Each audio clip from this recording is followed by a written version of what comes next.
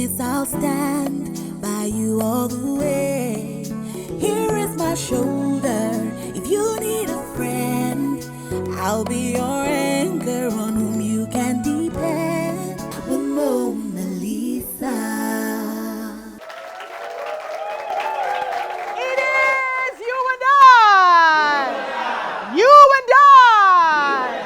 Thank you so much for joining in. It is always a pleasure to be on your screens, to be in your homes, in your offices, and even in your bedroom. And I do not want to take that for granted.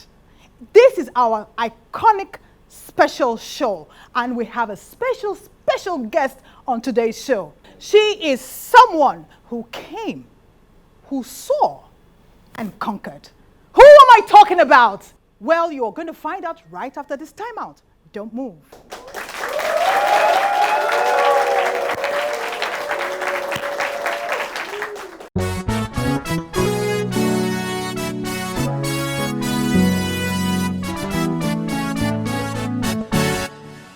Without a doubt, she is a Nollywood icon, a motion picture queen of perpetual hype and respect. This amazing screen goddess was undoubtedly one of the very first authentic stars of Nollywood. With the movie Glamour Girls by Neck Video Links, her fame hit a stunning pedestal. But this woman of poise was also a matinee idol, starring in the then sensational soap opera Fortunes. She became a screen diva, creating unbridled ecstasy in many a home in Nigeria. But this delectable lady soon moved from the glittering world of television and movies to the conservative arena of the gospel. Ordained a reverend in 2012, she is now winning new fans, preaching the word with her husband. You can rightly say she's seen and done it all. Our guest is Reverend Mrs. Liz Benson, but you know her as Liz Benson.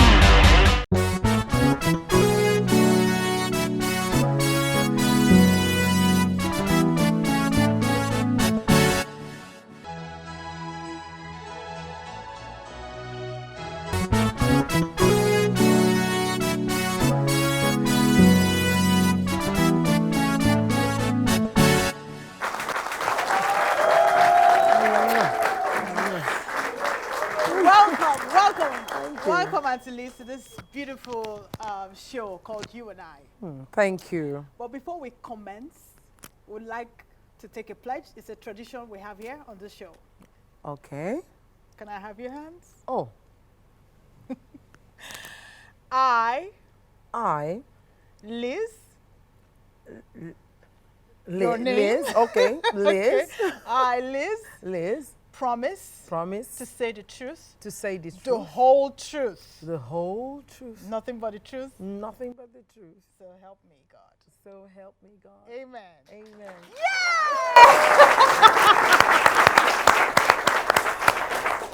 Okay, straight to the questions. And this particular question, I will be speaking the minds of my audience and of course the minds of the viewers at home. Okay. What was it like being a star? Whew. I have being a star for me had been different. You know, was a lot different because I come from this family where I was so loved by everyone. You know, by everyone. My aunts, my cousins, you know, and my uncles, and the entire world. I mean, as a child, as a child. Okay. Yes, as a child. Okay. And then, of course, the church, in Presbyterian church in those days, I was one of those children that was always like snatched off to be the little bride, you know, or come make a presentation. A commissioner is coming there. Okay, come. You're the one that that's going to present the flower and all that. So I was always like, you know, busy so you've doing been something. on the spotlight right from when you. Yeah, I think so. And as a child, I was a member of the children's group in the church where And we made you stood presentations. out, I'm sure. And I never forget, because one or two of those people, you know, had to see me, saw me recently, and reminded me of one of the days when I had to present a program, and I was standing right on the altar there, and I came up with this very funny diction by, you know, saying something that we're going to read you something now from the Holy Book. and so, and so, and so the whole thing stuck. And, you know, every time, you know, they see me, even till now, Yeah. you know, I'm, you know, grandmother now and all that. Everyone's, Whoa! oh, you book. So I've always tried to keep my head and know that God is the one that gives grace for everything. And there's nothing that we have in life, there's no position we find ourselves in life that He's not involved in. And so the glory goes to Him. But I thank God for the grace to, you know, just leave it right there and not Amen. let it, because take there are over. always so many things That can distract yes, you. that can distract you and make Fantastic. you think that, you know what, oh, you're right there. And that. Whereas the sky is actually large enough to accommodate as many stars as possible. And I see the young ones coming up more, and you will shine and shine and shine to the brightness of the day. Can you recall some of your memorable moments in your career? I mean, you know, when you started, just one or two, you know. Oof, I remember one in particular was when we had a stage production at the National Theatre In Lagos. here in Lagos, Igomu, and we had it was something actually that was sponsored by the American Embassy, because at that time I was a member of a group called Collective Artists. How long ago was this? Oof, early, late 90s. Okay. Late 90s. Okay. Yes, early 90s rather. Early 90s, not late. Early 90s. Because when you talk about late 90s, that's about 2000. Yeah, 2000. Yeah, late 90s, early 90s. And so I was a part of this group, and we had our director as Chuck Mike. Chuck Mike was an African American who had lectured at the University of Ife. And of course, he had come to Lagos and put up this group, this artists group. Yes, And so we were known as the Collective Artists. Wow. And the American Embassy gave us great support to be able to put up programs on stage. And United States Information Service was a great part of that, because they were our sponsors directly. They sponsored us directly, gave us the office to use, the space to use, to make research, That is rehearse, one sure memorable time. and make our presentations. Yeah. So at that point in time, we had the American community, the British community, the Jamaican community, the French community, who were always like on our list of what you would call subscribers, you know. So every time we had a play, because we had seasons, they would always come. But one very particular thing that I like to remember was that after we had done that, of course, the American Embassy, then it was, we had the former Ambassador Walter Carrington Jr., who saw what we did with a friend of mine, the late Funsho Alabi of blessed memory, thorough actor. And we packaged this thing, and so he decided to sponsor. He decided that the American Embassy must and will have to sponsor us on a tour of about 6 Nigerian universities. And so we started putting this thing together. And why would I start with this? Because it was most memorable because we did something outside what the USIS always wanted us to do. Because every time we put up a show. It was always at the Peck Repertory Theater, which was close to the USIS. And your director was Chuck Mike then. Yes, and then the a greater part of the community that will be coming to watch were on the island. But this time, we said, you know, in our write-up, in what we submitted, that we would like this production, this piece, to be seen in a different environment, you know, so that people even from Surulere and the axis of Ikeja and all that can come. And even those from the island also can come there. We wanted to use it as a medium to create an awareness, because at that time, people didn't know why they had to leave their homes or their houses to go watch live stage plays, you know. They wanted to go just buy video and come and sit in the comfort of their homes and watch. So we used that. We used that to jointly create an awareness that we want people from other areas to come and see this so that they can enjoy it and take it and go home with this and say, oh, there's a lot happening outside home movies. And at that time, the home movies wasn't even so much then. But, you know, of course, there were films. The films on celluloid by the late...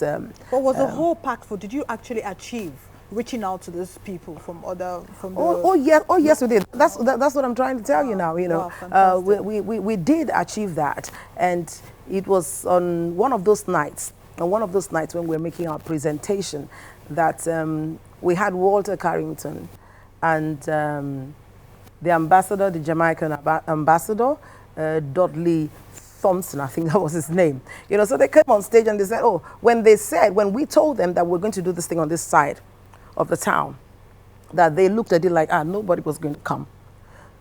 Nobody was going to show up. But here we are, the whole hall is jam-packed, and people actually sitting on the aisles, right in front, you know? Fantastic.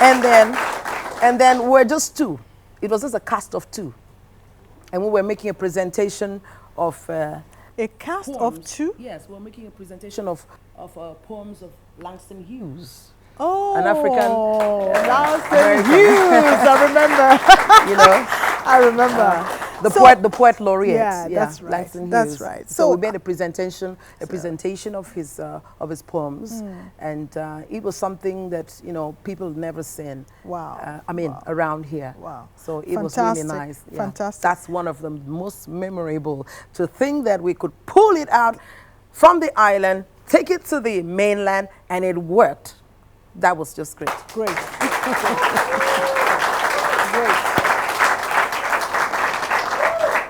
Now, going back to your chosen career, I mean, that's your acting when you were always very active. I know you pick your movies, and I know you don't do any kind of films anymore. Do you miss acting way back? And was it difficult to leave Nollywood, as it were, then? Well, that's what I would call a two-pronged question. Firstly, it wasn't an easy thing. Well, to a true artist, it's never an easy thing to just, you know, come out of the entertainment world as a whole. And the view is that, for me, it's probably my own opinion, is that there's always this family when you're on location. There's always this atmosphere of family, you know, pockets of disagreement here, agreements there, raising a voice, chatter, and what have you. And so on the last day, you know, production is done, and maybe you're opportuned to be on location when they call the very last The rap. you Yes. know, the very last scene. Scenes. And it's a rap. You see, there's this mixed feelings, you know, joy and, you know, it's all over, Okay, oh, I'm not going to be seeing this one again. I'm not going to, oh, so how are we going to meet and all that. So it's always there. It's always been there for me, though. But then one must move on. And so when this time came, it was not moving out of the industry because I've always taken a break. I don't know if it was deliberate, but I found myself that when I've when I've worked for a while, I just take a break. I just go off, and that's it. And then I come back, and what I do at that time is I come back, sit down, make reviews and all that. Look at all my reviews, and all, because I started on stage. So, and with stage, once there are reviews for you, either from newspapers or from people you don't know and all that, you need to look at them. You need to take stock. So I take those breaks and I take stock, recoup, and launch back. So that's been it for me. But this time around, it was different. It was different in the wise that God had stretched out His hands to pull me out, to make discussions, to give me directions, and to tell me exactly why I was created on this earth. Purpose. So, Purpose.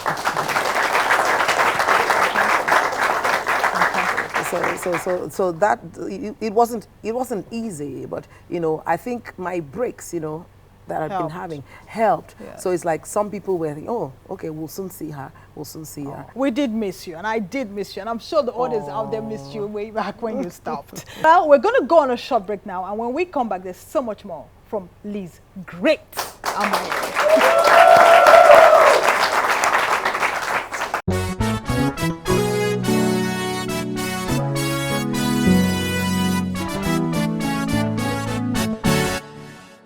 A few years ago, Liz Benson disappeared from the silver screen.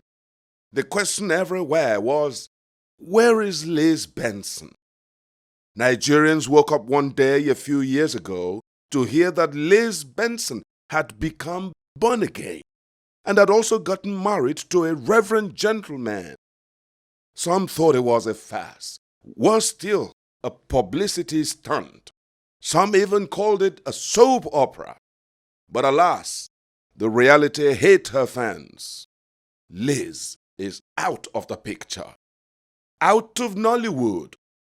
Her absence from Nollywood left tears.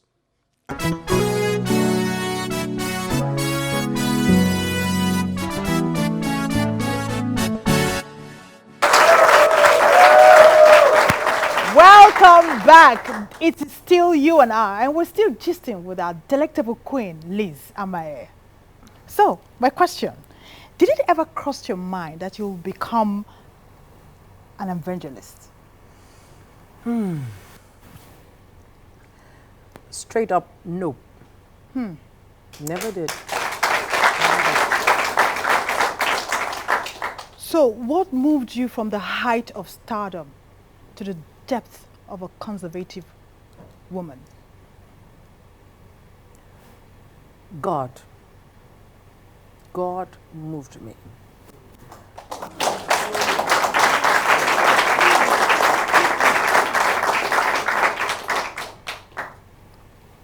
He had known what I would become.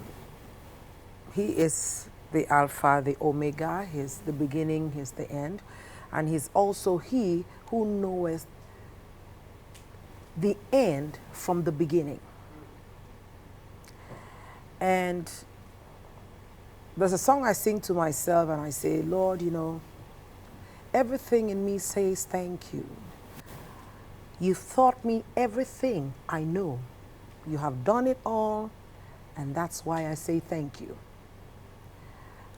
Because he just knows how to position, and most especially when you've given yourself to Him. And when I mean giving yourself, people will think, oh, you know what, it was after she got, she became an evangelist, that's why she started talking like this and all that. But one thing I've always known, and even those who are close to me know, is that for me, it's been God all through.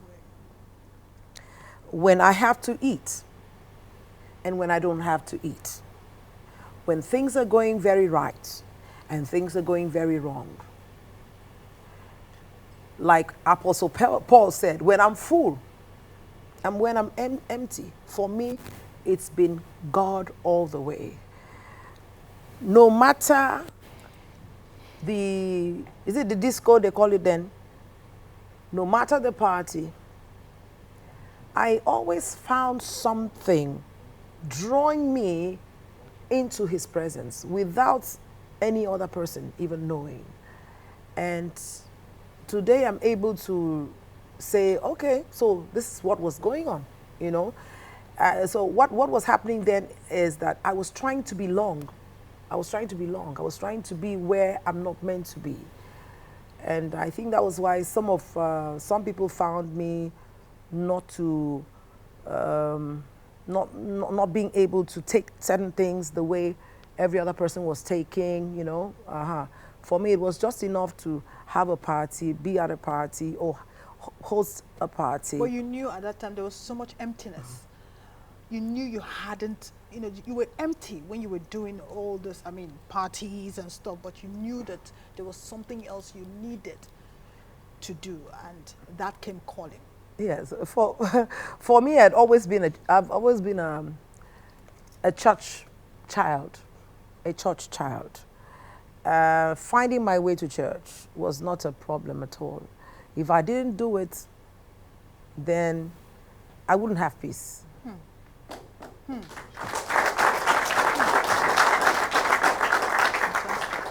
And so when I got born again in 1996, at the church where we had a pastor, Apostle Anselm Madubuko. It was at his church that I got born again. Oh, wow. On that day, it was just a normal service, and I was so glamorously, gaily dressed, from my hat to the suit I had on, and even to my trousers. But to God be the glory, I no longer wear those trousers again.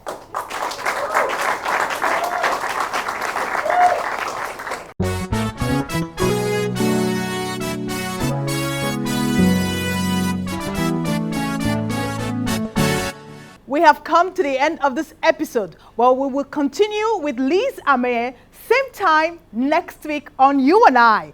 Keep it locked here.